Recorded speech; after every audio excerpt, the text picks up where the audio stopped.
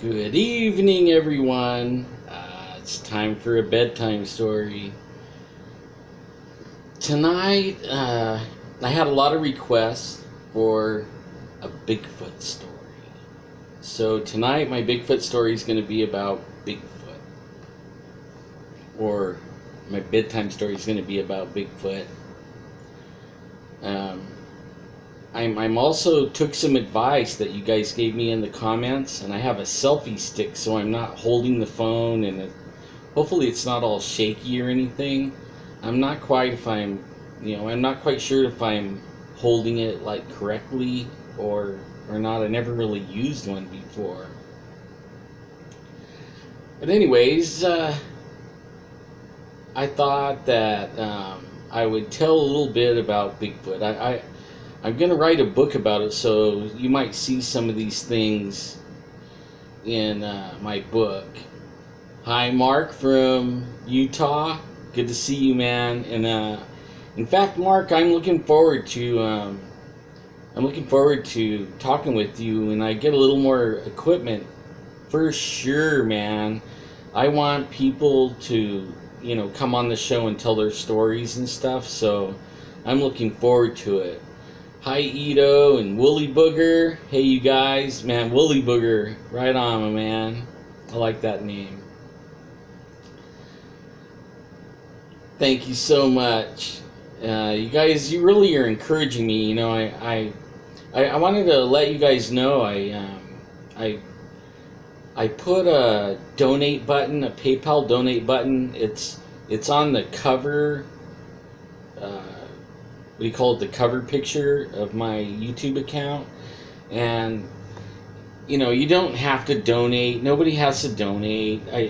I just know that some people they like to help out and stuff, and I really could use the help, but I'm not going to beg every minute for help. And eventually, I'll get equipment and make it a little bit better.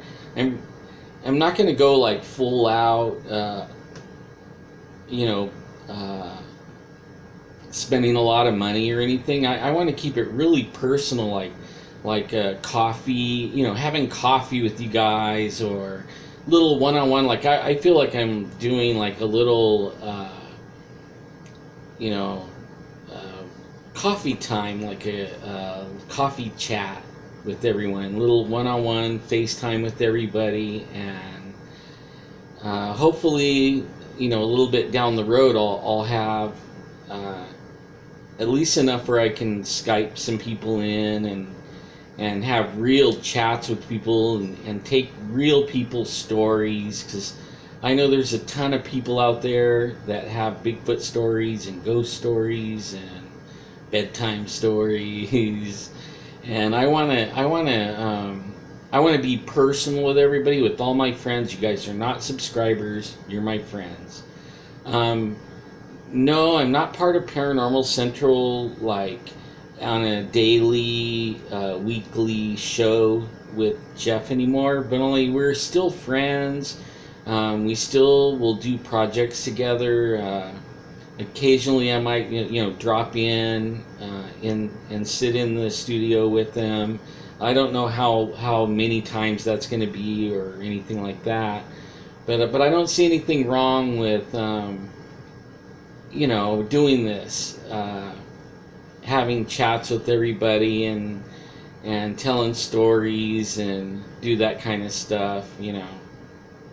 And you go right ahead, Mark. Be my chat thing. I'm on my cell phone, so I can't see the chats, but when you guys write in, I see it. Okay. And I have been talking to Heidi. I've been talking to her ever since, for a long time. We've been talking about doing some things. I don't know if she's gonna, we're gonna like incorporate it in the YouTube or anything, but we're talking, and so like maybe she could be a guest and tell some of her stories. She has a lot of experiences. I'm not going to do the format Jeff had where she was like a news person or anything. I rather do it like a little coffee clutch type thing. And I love Heidi too. She's a really stand-up person. But anyways, my bedtime story here. I don't want to hold everybody too late because it's almost bedtime. And don't forget to subscribe. Don't forget to give me ideas in the thing. Don't forget, if you have a prayer request, don't forget to put your prayer request, because I will pray for you guys. I'm a praying person. In fact, one of my shows, or I don't know if I want to call it a show, but one of my get-togethers with you guys sometime this week, I'm going to talk about the Lord and how He impacts my life, and some of the paranormal experiences I had with Him. You know, because I had a lot of encounters that, you know, like I had my ankle healed once, and I actually watched the lady's eyes grow back in her head. And I'll tell that story. I mean, she had no eyes. I actually knew her long enough where she was blind, and then I watched her eyes disintegrate, and then she wore patches for several years, and then I watched her eyes be healed. Beautiful blue eyes all came back, you know, and it was amazing. And I'll tell that story. But tonight we're gonna do Bigfoot. I don't know if you could see him on my shirt, but I'm wearing a scary Bigfoot shirt for tonight. And I want to start with a story. One of my good friends, I used to live in the foothills, and one of my good friends named Kevin Williams, we called him Camping Kev. I know he doesn't mind if I say his name, and here's a shout out to Kevin Williams, man. I'm going to tell your story. I hope I get it right, okay? But I don't know, it was a long time ago, something like, you know, because I would tell everybody that I saw a Bigfoot, and a lot of people laughed at me, but some people had their own experiences. Some people would laugh at me for a little while, and then later they would get serious with me when there was nobody around, and they would tell me their encounter with Bigfoot. So I'm going to start with Kevin's story. And Kevin was up at Dinky Creek.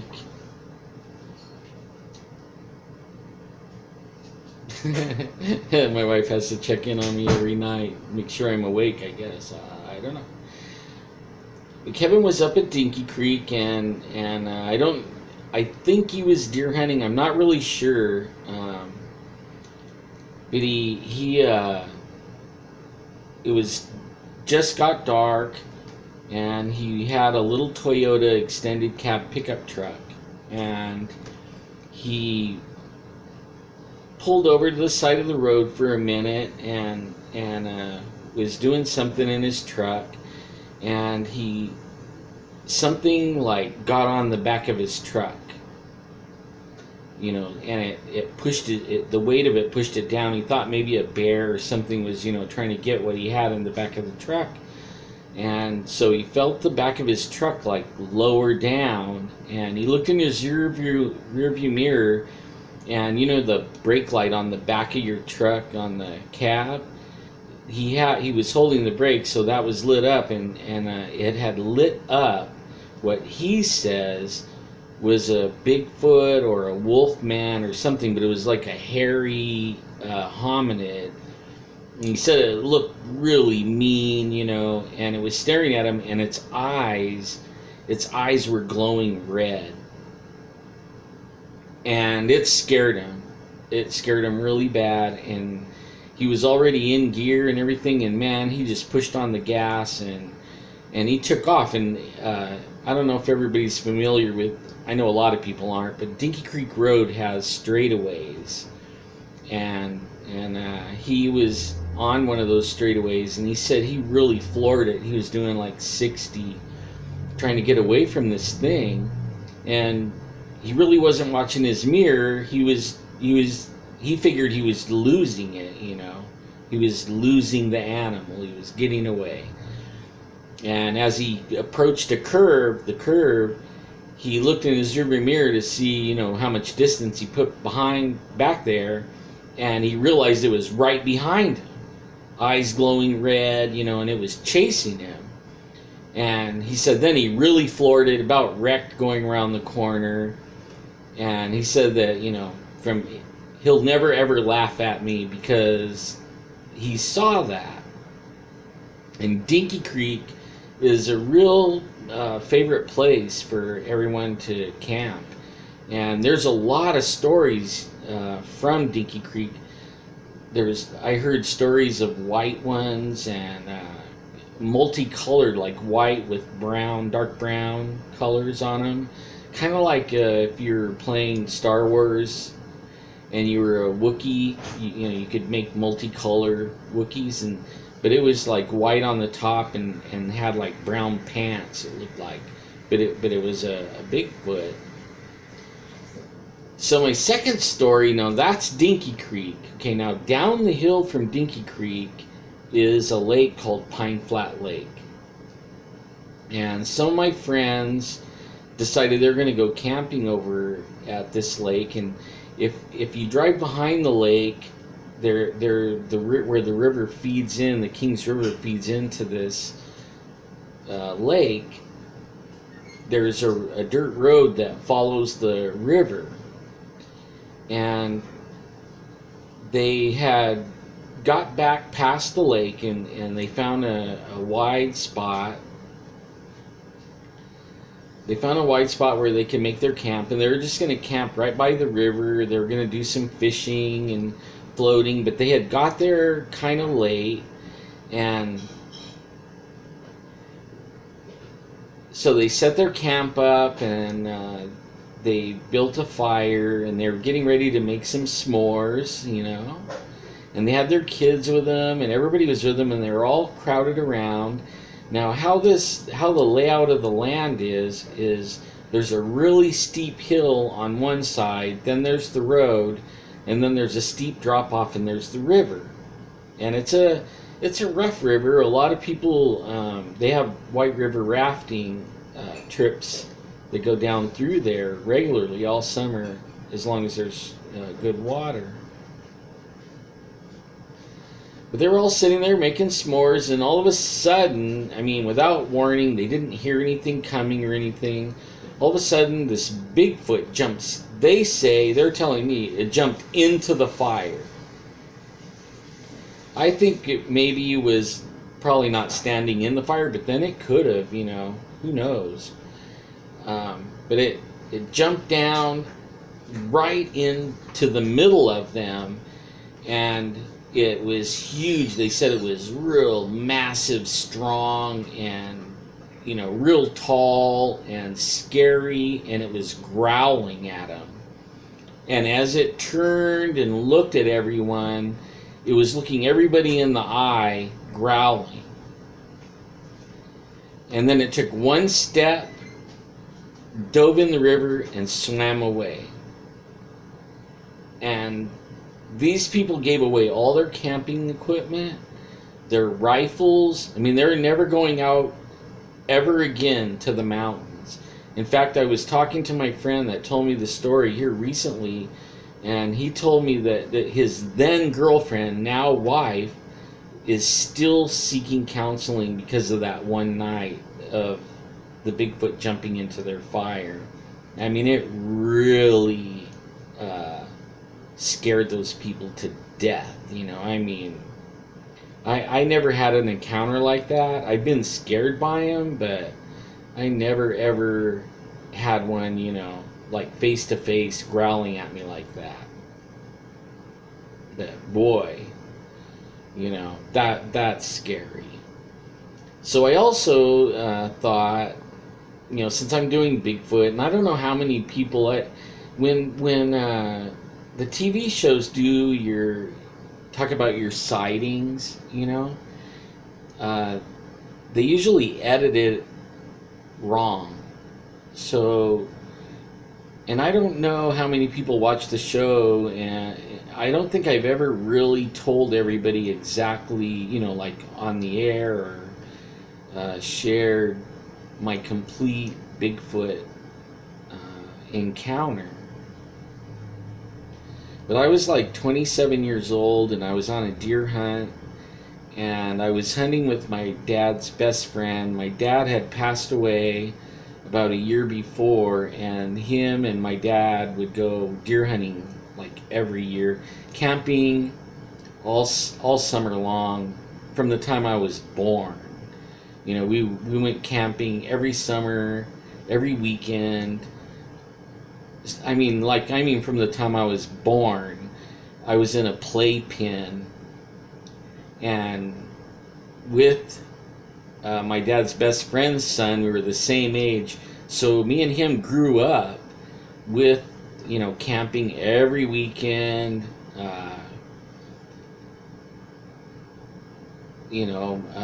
Every year we did like 2 weeks. So we did every weekend camping, and then 2 weeks before deer season, we would stay out there for a couple of weeks, and we would just track. We would track the deer, see where they're at. That way we had a lay of the land, where the deer are moving, where they're eating, how many are around in our area where we hunted. And then, the next week or so, deer season would start, and then we'd go back in the area, and we would have a good idea of, what was in the area, where to go, and all that stuff. So my dad had passed away, and I decided, that since his best friend, he lost his best friend, which was my dad, I would go deer hunting with him every year. And sometimes his son would be able to go, but sometimes his son was working too. But this year it was just me and him. And we had talked about Bigfoot and stuff, but he always joked about it like it was a big joke. And we had already been there 9 days, and we were camping there's a trailhead, or a road that goes to a trailhead, and it dead ends, and it goes to the Pacific Trail, I'm pretty sure. It's the one that you can walk the entire length of the Sierras. You could hike the entire length. And this road intersected with that trail and dead end right there, and then from there on it was wilderness. But there also was a little trail that you could take that would go over the hill, and then it would be a little bitty lake, and they called it Jackass Lake. And what our plan was we were going to show up. We were parked at that road where it turns off on that road for 9 days. We're going to stay 14 days. So we made a plan that night that we were going to go up the 2 or 3 miles to the dead end where the trailhead starts. But we were just going to hike over the hill, and then we were going to see if there was any bucks in the area, because they changed the deer season time to when it wasn't in the rut, so it was harder to get a deer. When the rut starts, it's so much easier because the bucks get kind of stupid. They're chasing does, and they'll come out in the open and stuff. But in the rut, you have to kind of go find them and track them, or figure out where they're at, and find them.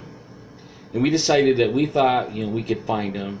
So that morning we left. We had coffee like 4:30 in the morning, and got ourselves all awake.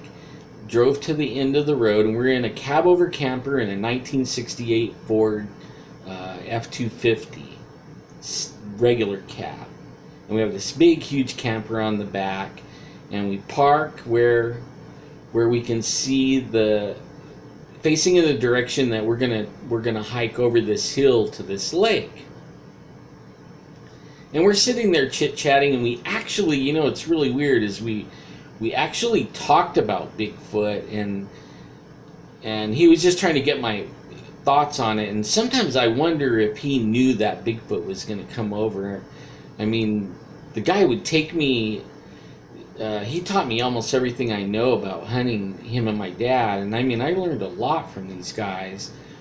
And I actually think he's passed also. He actually got ran over by a semi truck He was doing he worked for the county, and he was the top maintenance guy, and he had like 14 or 15 buildings that he was responsible for.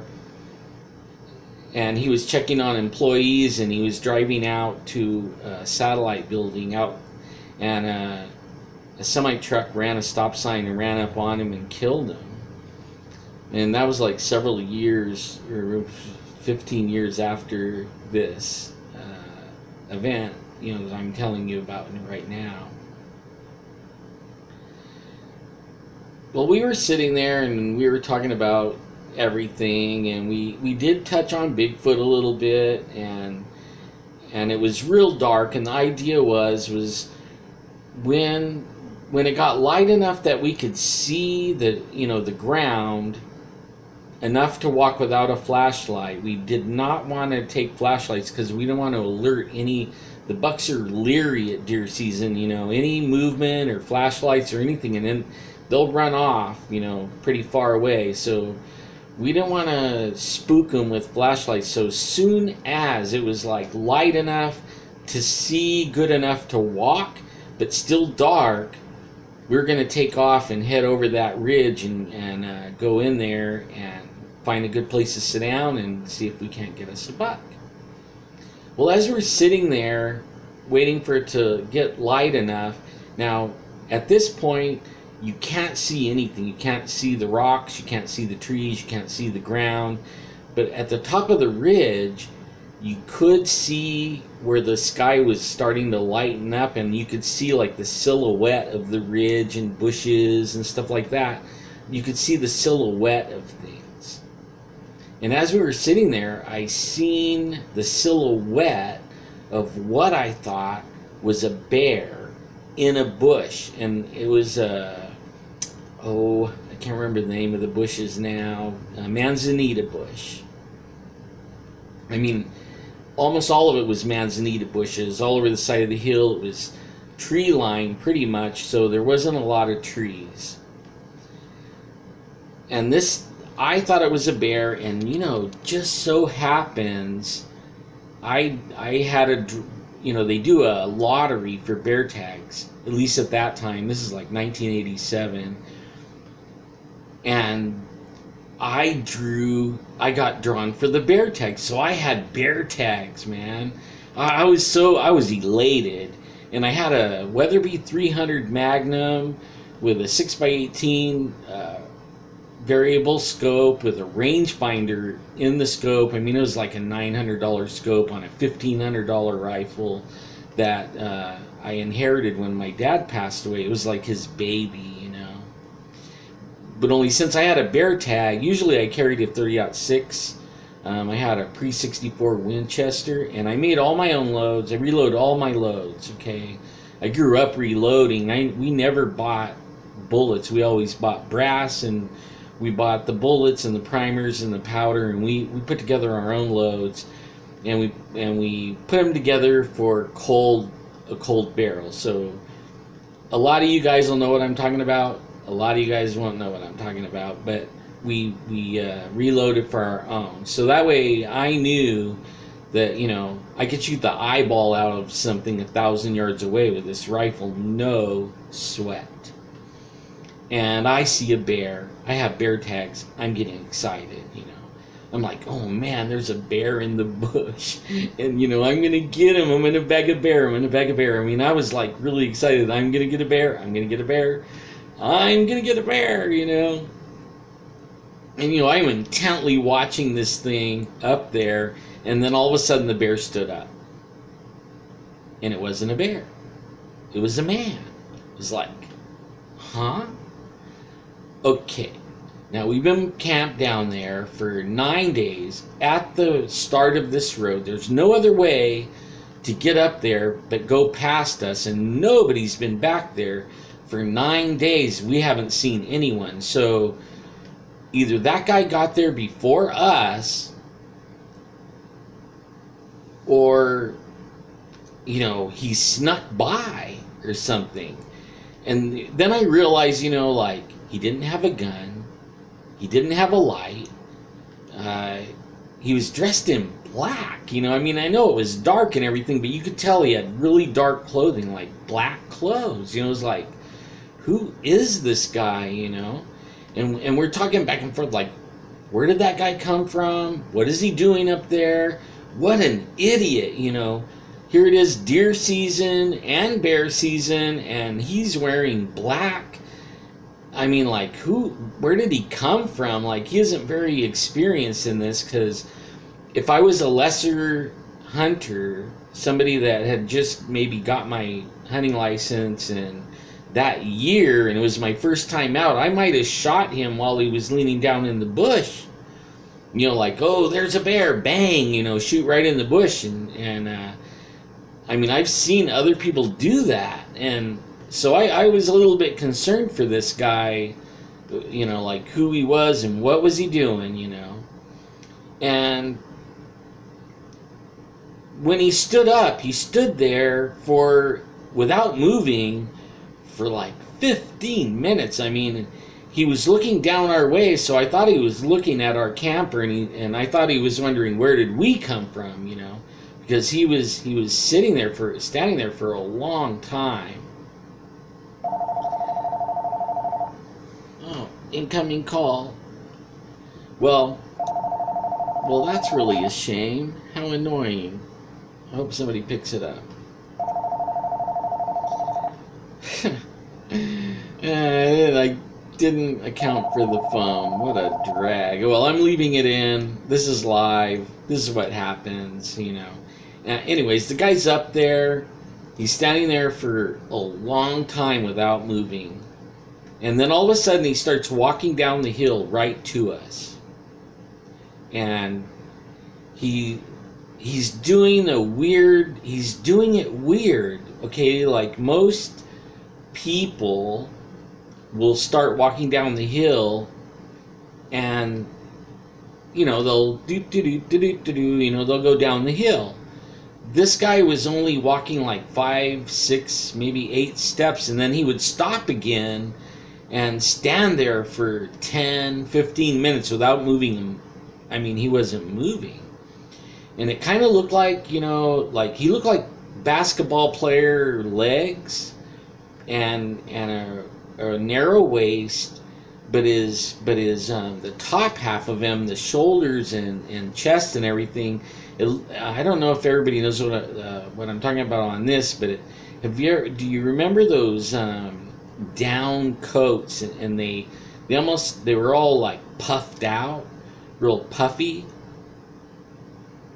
and it looked like that he had on one of those coats, like an Alaskan down coat that was all puffed out, and so then that's what me and my buddy were talking about, like, no light, no gun, but at least he has a coat on, and it's pretty cold. It was around October, the first part of October, maybe the late part of September, but up there it's cold.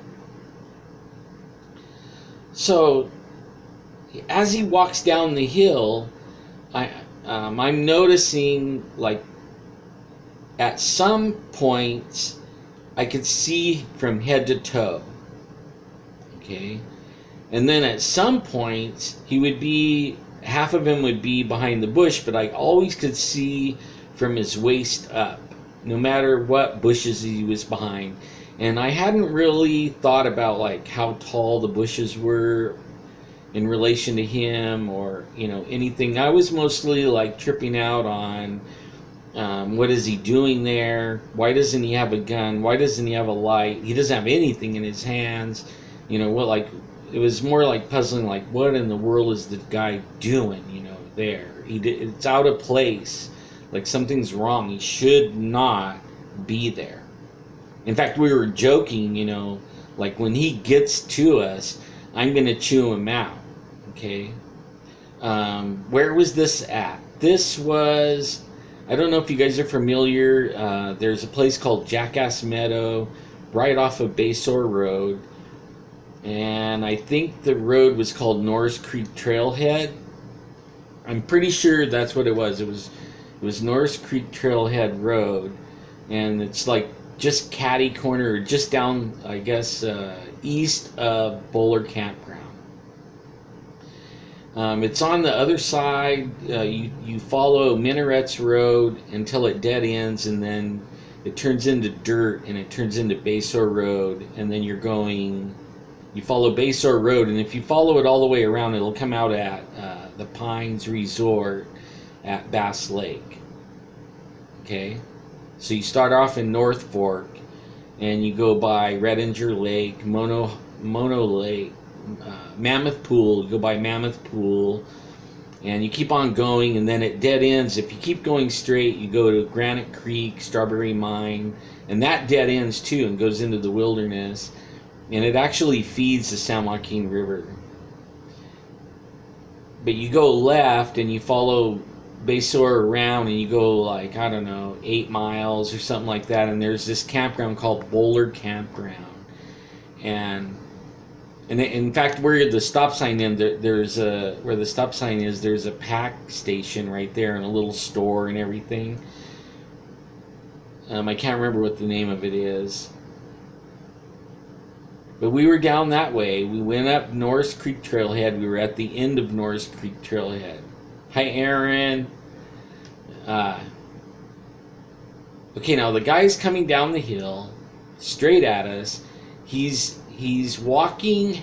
Now, what I started realizing was, you hunters out there, you'll understand what I'm about to say. When you're stalking something, deer can't see you if you don't move. Okay? They absolutely cannot see you if you don't move. And so when you're stalking deer, even though if you don't know there's any around, you take a few steps and you stop and listen, and you don't move. You don't turn your head. You don't you don't move your hands. You don't wipe your nose. You don't do anything like that, because you don't want to alert the deer that you're there. And you try to walk as softly and quietly as you can, because sound and movement alerts deer. And now I'm giving you guys, some people that never hunted, I'm giving you some really good insights on how to hunt. So, this guy is acting like he is stalking a deer, and it didn't make sense to me. Like, why would he be walking like that? You know what I mean? Like, and I know he could see our camper. I mean, it's huge. I could see all of him. I know he could see all of our camper. What I realized later was, when going back to the area, I'll finish first and then I'll talk about some of the other details about it. So this guy's coming down, and he's coming down, and now it's light enough for us to start walking up. It's actually light enough for us to start walking up the hill. But because this guy's coming down the hill, we're not going to go. We're going to wait for him to come down, and then I'm going to lay into him. Like, I was the guy that if I was like a new hunter, I would have shot him. And, I mean, even the thought crossed my mind, like, he was at the top of the ridge. If I could shoot that bear and drop him right there, I would get my bear and not take the chance of him going over the hill and then me having to track him down. Because bears, I mean, they can get moving and they can get out of the area pretty fast, and they're, without dogs, it's not that easy to track a bear, and I'm sure all the hunters know that. But only I'm glad I didn't, because if I would have shot him, I would have shot somebody at that point in my mind, okay? So the guy is now getting pretty close to us, and sometimes it looked like he was staring right at us, and then sometimes he was staring off different directions. But he continued that stalking pattern where a few steps, stopped for 15 minutes. So that means, like, I watched the guy for over an hour. I mean, I would say like close to 2 hours I probably watched this thing coming down the mountain. And at one point, it was light enough where I could tell it was not a man anymore. And then I'm telling my buddy, like, what is that? And he says, what do you think it is, And it was a Bigfoot to me, you know what I mean? Like, he's coming straight at me, and it's a Bigfoot. And because of it was still kind of dark, kind of light, he had to get pretty close before you could even make that part out, that he's not wearing clothes. He's like wearing black fur. And that wasn't a big overstuffed coat that he was wearing. That was how big he was in the chest and stuff. You know what I mean? Like, he was big in the chest. He was like a Arnold Schwarzenegger basketball player. That's what he looked like. He got a little closer, and now it's getting pretty light. Like where I can start seeing skin through his coat, through his fur, kind of like, and I could see the ripples in his stomach. He had like the best bodybuilder build. I mean, he would win a war. He could be Mr. Universe. You know what I mean? Like, this dude he was on steroids or something. I mean, this guy was massive, muscly, not an ounce of fat on him. I mean, like, it was amazing. And I couldn't see his face. All I could tell was like right around, right here, like a diving mask. Like right there. I could see skin. All the rest of him was jet black. And we're sitting there, and now I'm starting to freak out. And I don't know how many of you know about rifles, but a Weatherby 300 Magnum I had the long barrel on it, and then that big old scope. And a Magnum rifle, you have to have eye relief. Otherwise, when you shoot it, the scope will come back and hit you in the eye and hurt you. I've seen people get cuts from shooting, and it come back and bam, hit them in the eye. So I was trying to like maneuver my rifle inside the truck because I wanted to see his face. He wasn't close enough where I could see details in his face, but he was close enough where I could see details of his body. I could see them big old ripped arms and big old ripped belly. He had like a 24 pack, not a 6-pack. He had a 24 pack, and he was big. And I thought he knew we were there, you know what I mean? Like, at some points he was staring us down for like 5 minutes, and I thought he knew we were there, but he didn't seem to care, you know what I mean? So, I asked my buddy, like, where's the binoculars? And I was trying to be quiet because he was starting to get close enough where he could hear us, even through the truck. He's like, man, they're in the camper. I'm like, oh man, no, I can't get my rifle straightened up in there to look at him, and I'm thinking, oh man, I gotta see his face. So I grabbed the door latch as easy and slowly as I could, and I tried to open up the door, and then all of a sudden the door goes clunk. I mean, it made a big old clunk, and I never noticed that before about these old trucks. I mean, I never really noticed, but it was enough where it alerted him that we were in the truck. And then you could see, you could tell by his body language that he was going to run.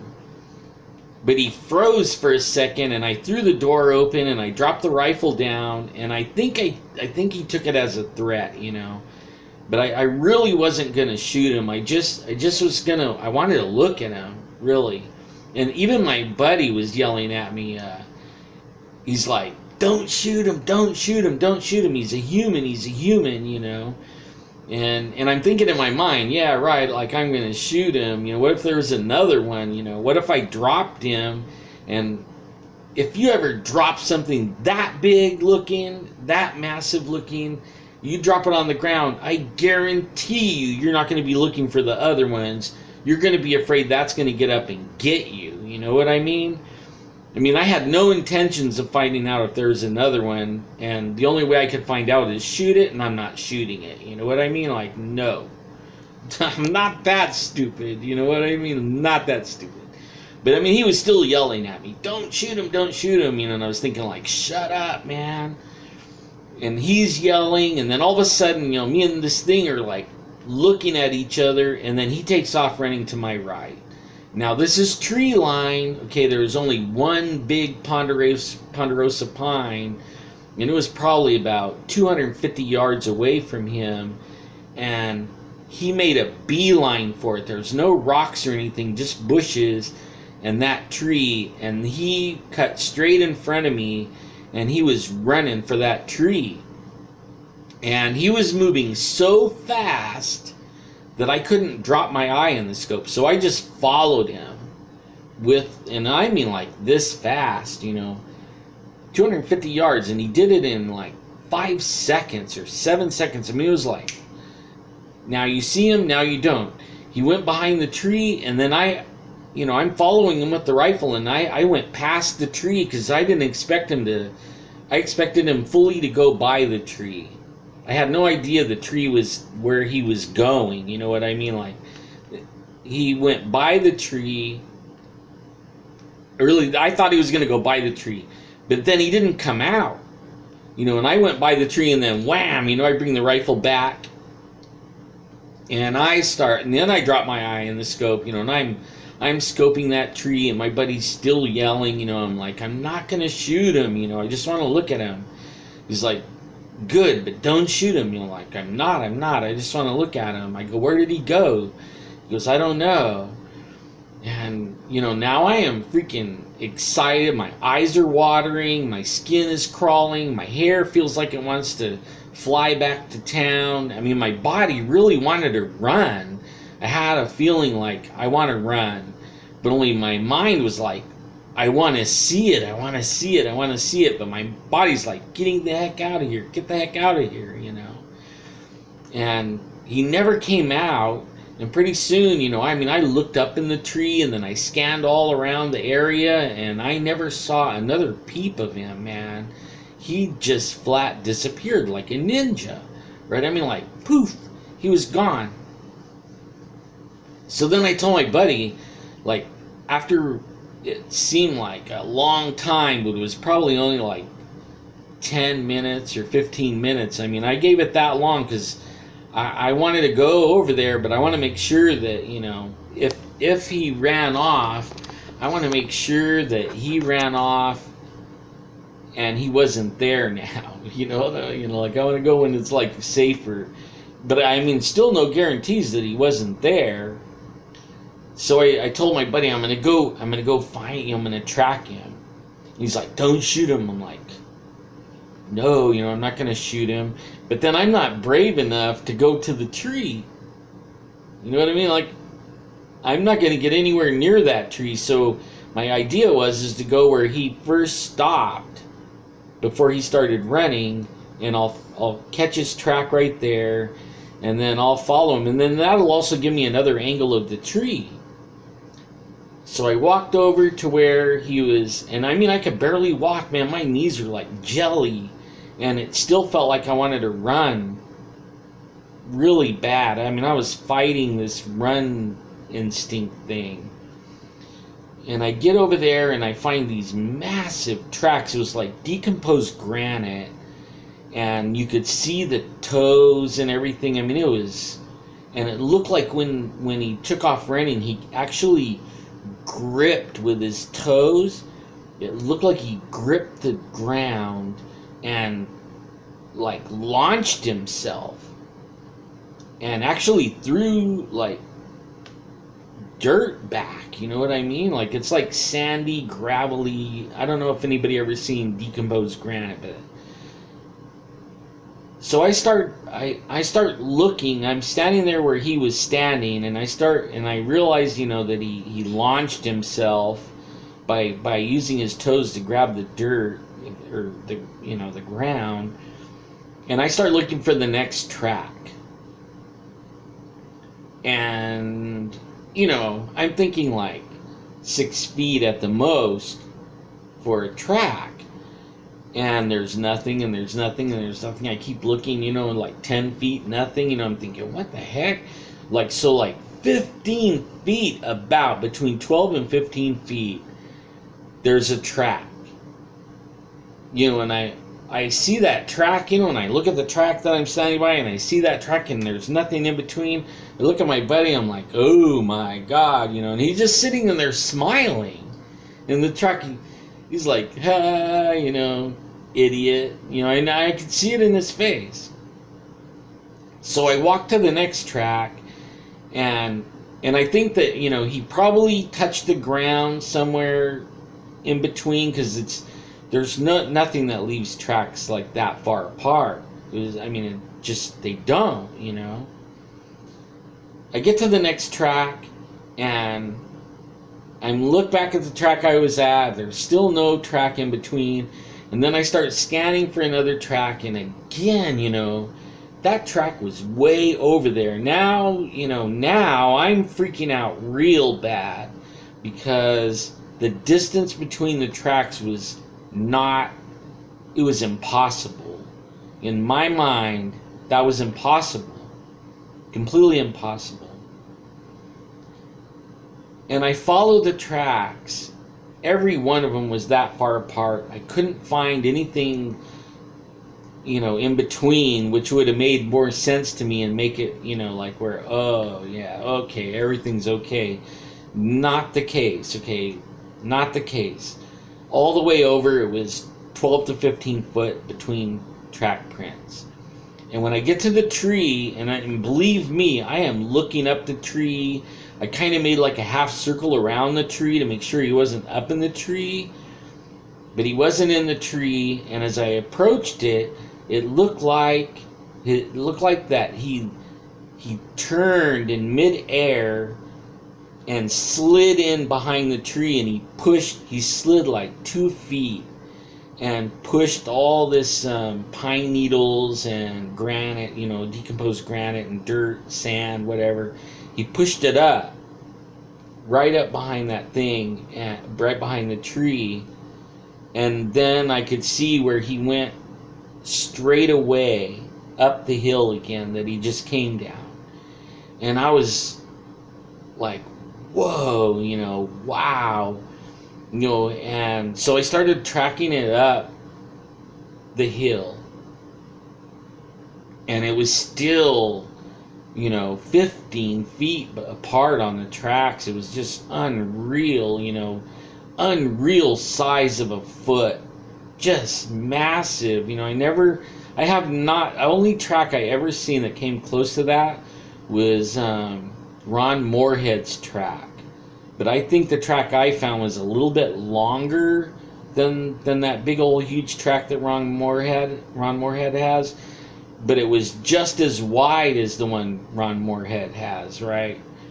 That's the closest thing I ever saw to the size of this track.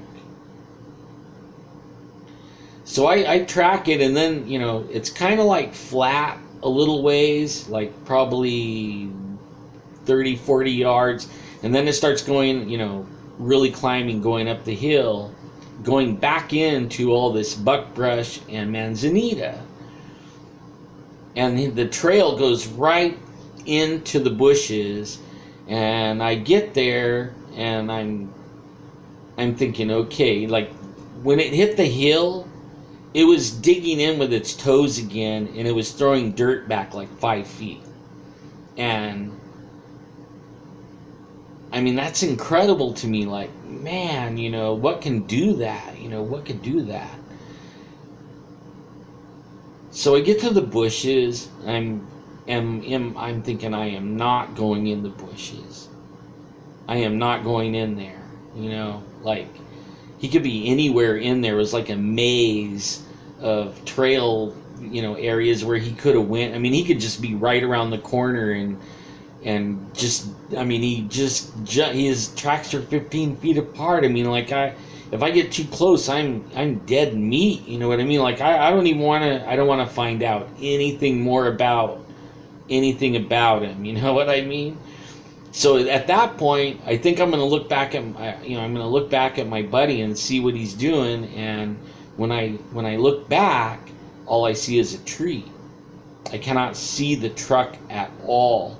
I can't see the camper. I can't see the truck. And then it dawned on me like, oh my God, he knew. He knew. He knew that that tree was cover and he could use the tree to get away. So he went and put the tree between me and him or us, and then he went right back up that hill and he used the tree. It was like, oh my God, it went through my mind like I've hunted deer and coyote and rabbits and everything as I was growing up, bear, everything, and I never had anything that knew, except for a human, that they could put a tree between me and them and get away.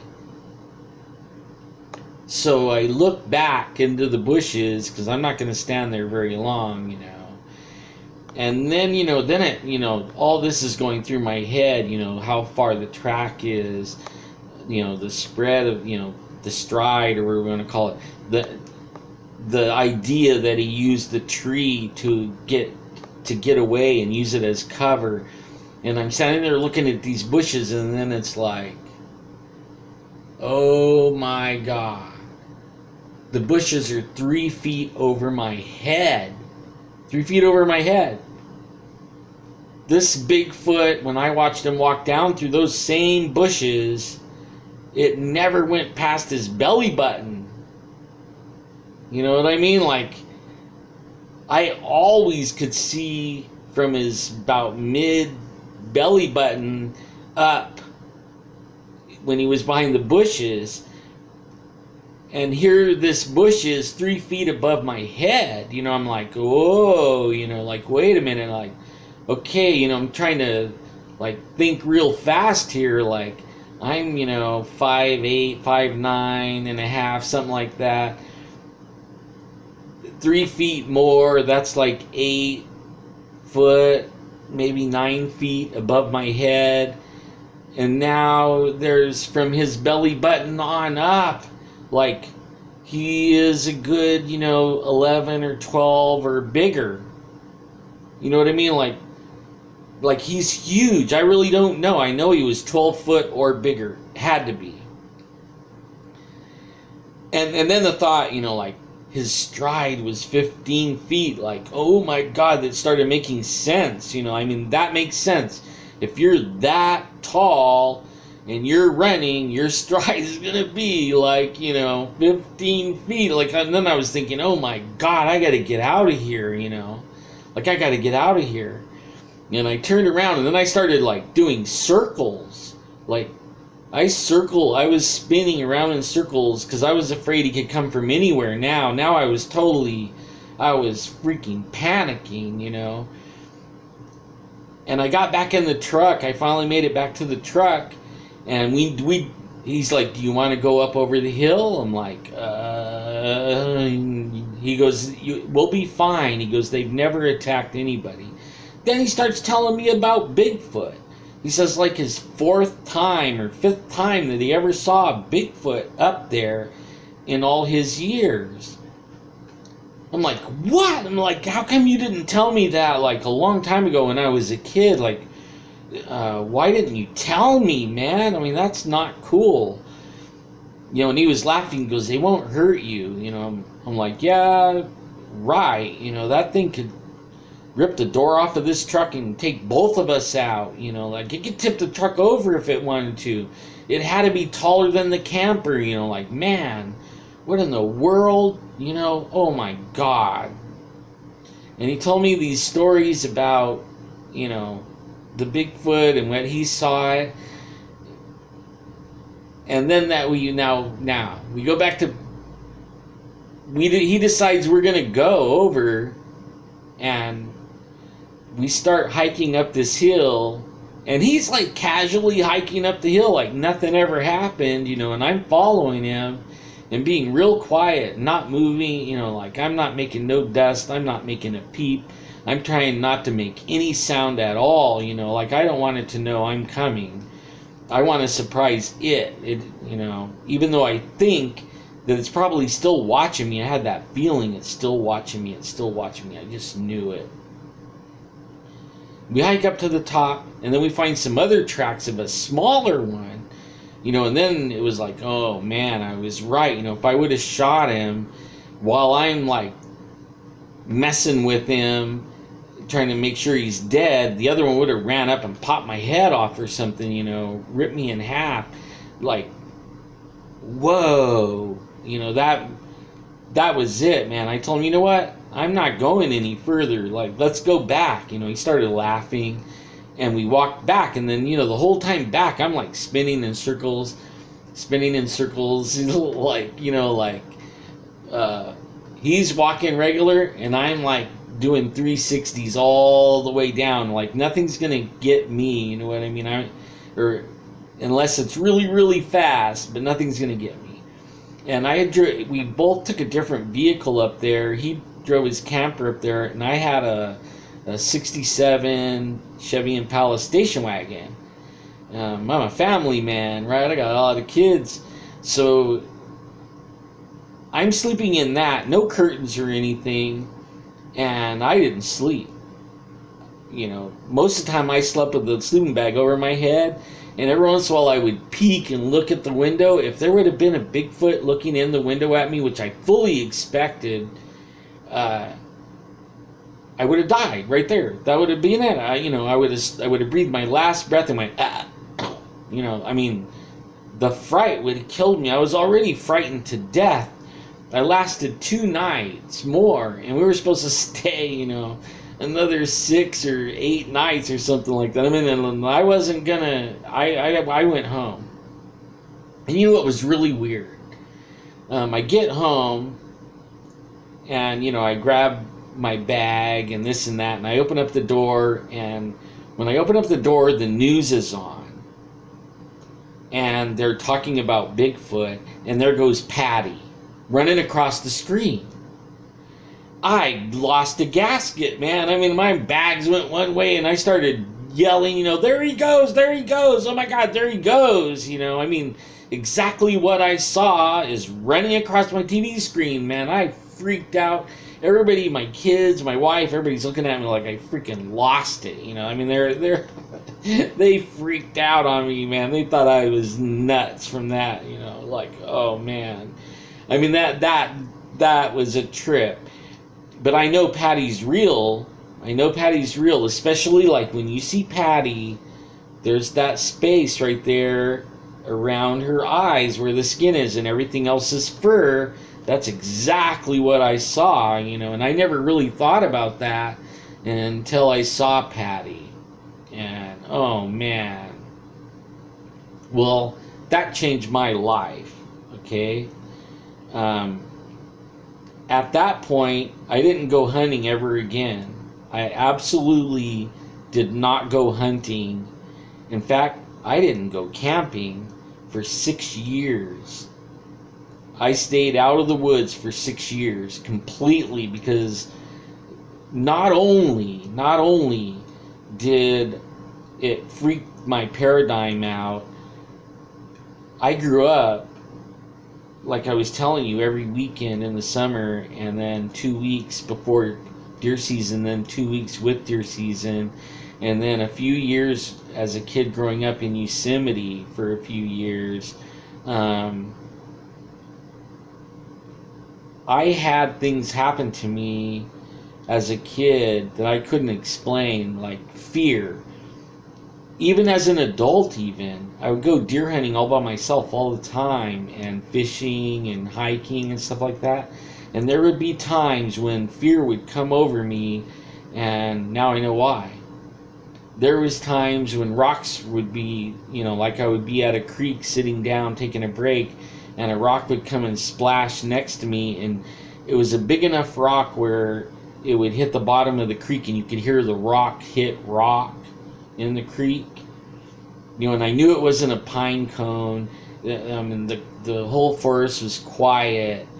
I still, to this day, like in a 3-man tent, I feel like I'm in a sack lunch. Seriously. I don't even feel safe in a car. I am not comfortable in the mountains ever again after that. And I am on alert. The whole time that we're in the mountains, I'm on alert. I mean, to everybody else, I might look like I'm being casual or whatever, but I'm on alert. I know how fast they can run. They're so smooth, man. They run without bouncing their head. I mean, it's like they glide, and they go so fast. Like, and I have to tell people, I don't care where you live, if there's Bigfoot sightings around there, and you go in the woods a lot, they know you. I think some of these watched me grow up. Okay?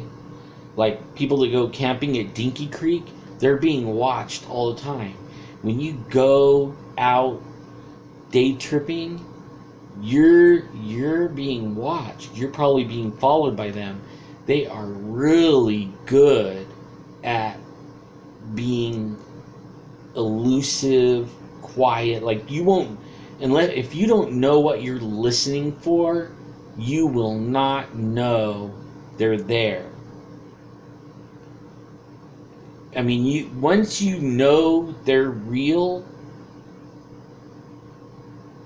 you start paying attention to your surroundings more than ever, and you figure out when they're around. You can tell, you could feel it even. Like even if you don't hear or see anything, you could feel the presence of them staring at you. And I'm never the same after that, okay? Only now, I don't care if I'm scared. And I mean, I'm terrified. Because these things are huge. And they could hurt you if they want to. They could run off with you. And nobody would even know. You know what I mean? It would be totally silent. There's been times since we've been going out regular for I don't know 8 or 9 years now with Jeffrey. Before that, I hooked up with Jeffrey. There were some times where these Bigfoot would in the area over there by Jackass Meadow and I can't remember what the name of the creek is. Portuguese Creek. The dead trees and stuff would be thick, and the woods are real thick. You can't hardly walk through it, you know what I mean? Like you can't hardly walk through it in the daytime where you can see, but at night these things would run up and they would run straight for us. I mean, it sounded like an elephant coming, and then stop and everything would go quiet. And I mean, you almost like, man, I would be having almost a heart attack because it sounds like something's going to come out of there and get you, but all of a sudden it would be total quiet. And then all of a sudden it would start like rattling trees and shaking things and busting limbs and doing all this stuff. And I mean, like making weird monkey noises. And then take off running, crashing through the forest, sounding like a herd of elephants is going through the woods. And I'm talking about like 2 a.m, no moon, total pitch black. And it's running and making noise and hollering and stuff and run like a mile. I mean, you could hear it going away and just sounds like it's ripping the forest up all the way out. And then it would get quiet again. And it might do that like 2 or 3 times and keep you awake all night long, And then the next morning you go over there, you go to the area where this happened, and you start hiking around, and you start realizing that it's going to take you 30 minutes to go 40 yards. You know what I mean? Like You cannot run through it. You can barely walk through it. And whatever that was flying through it in pitch black. Like, they have abilities that we don't have. And, man. Okay, well, that's my bedtime story. I got excited. I'm sorry, this subject gets me excited, okay? And, now, before I let everyone go, I've been at this now since 1987, minus 6 years, okay? The 6 years that I stayed away. But I've been at it since then, so 87 minus 6 years puts me in the 90s. I started back again. I actually lived in the foothills around my house. I wanted to raise my kids in the mountains, but I couldn't bring myself to go all the way to the mountains, so I thought I was safe in the foothills. Okay, now I know you're not safe they're in the foothills. I know they're in the valley floor now. I mean, I didn't know that then, though. But I've been at this for a long, long time, and I've learned some things about them that they are supernatural. Okay, like maybe interdimensional. That's why when I read Ron Moorhead's book, hi Ron, if you check this out, great book. If you guys haven't read Ron Moorhead's book, I suggest you read it, because he really nails it on the interdimensionality of these things. And it makes me think maybe that we're not dealing with what we think we're dealing with. You know what I mean? Like, I still don't know exactly what, but only I am going to find out, Like, I'm trying to find out still. I'm still researching. I'm still trying to find out. I like watching Mark in Colorado, and I even listen to Dr. J. Man, don't blow Dr. J off straight up, because, they're interdimensional. There's something about him. Now, they might be lying to him, and he might be eating the lie and believing him. Like, I don't know. You know what I mean? Like, I don't know. I'm not going to take the word of these things straight up. They may be demonic. I mean, they may be. And, demons lie, okay? So if they're telling, and I'm not saying anything bad about Dr. J or anyone's research. All I'm saying is, the more I research them, the more I find out they have powers, supernatural powers, and sometimes they have bad intentions, and I find things that scare me to death, okay? And that's all I gotta say about that, okay? Just, when you're in the woods, be packing. Don't be by yourself. Don't let your kids go by yourself. Don't let your wife get by herself. Stay together, okay? Because, don't take any risks. We don't know. Some people might say they know, and some people, and these things might be telling them anything. And you might feel really special when they're telling you that, but it doesn't mean they're telling you the truth. I say better safe than sorry, alright? Better safe than sorry. That's how I look at it. So, be better safe than sorry, okay? When it comes to these things. Be better safe than sorry. I can't say that enough. They're big. They're fast. They disappear right in front of your eyes. They're amazing, but they may be not what we think they are. And I don't know, okay? I have no idea. And I don't think anybody else does either. I think that if they're able to talk, and I believe my Native American brothers, I believe they talk. okay? And they may mind speak, but I know if they can do that, they can lie too.